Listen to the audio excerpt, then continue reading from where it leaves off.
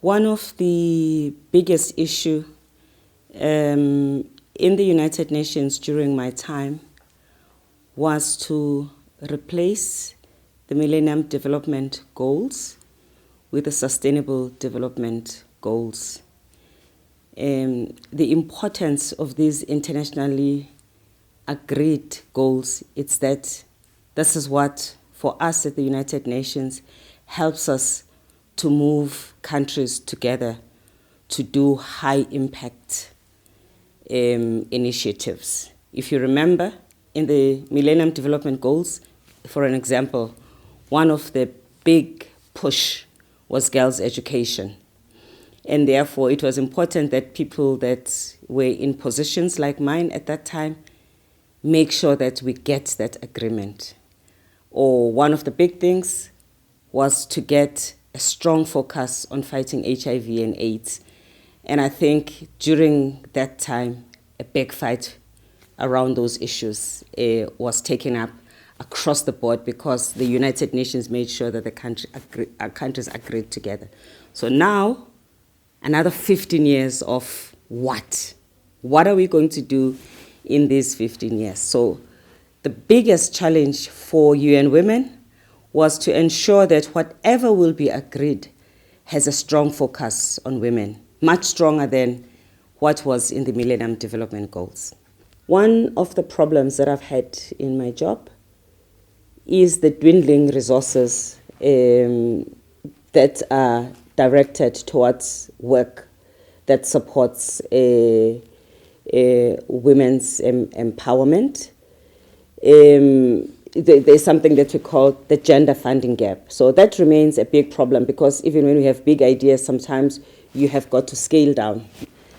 But also the lack of zero tolerance for gender inequality amongst leaders.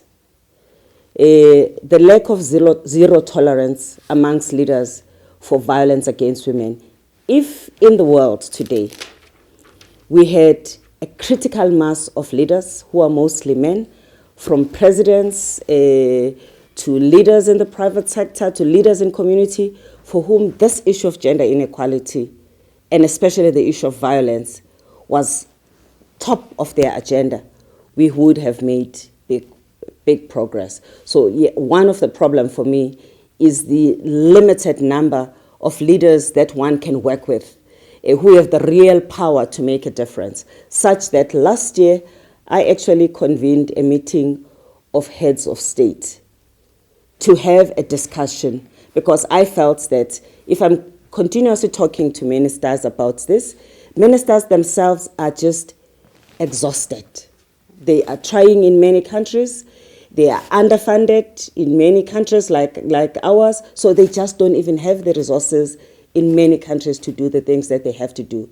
So I convened a meeting of heads of state, and 89 of them came to discuss what is to be done. Unfortunately, South Africa did not participate in that meeting, which was a great pity and a lost opportunity for South Africa.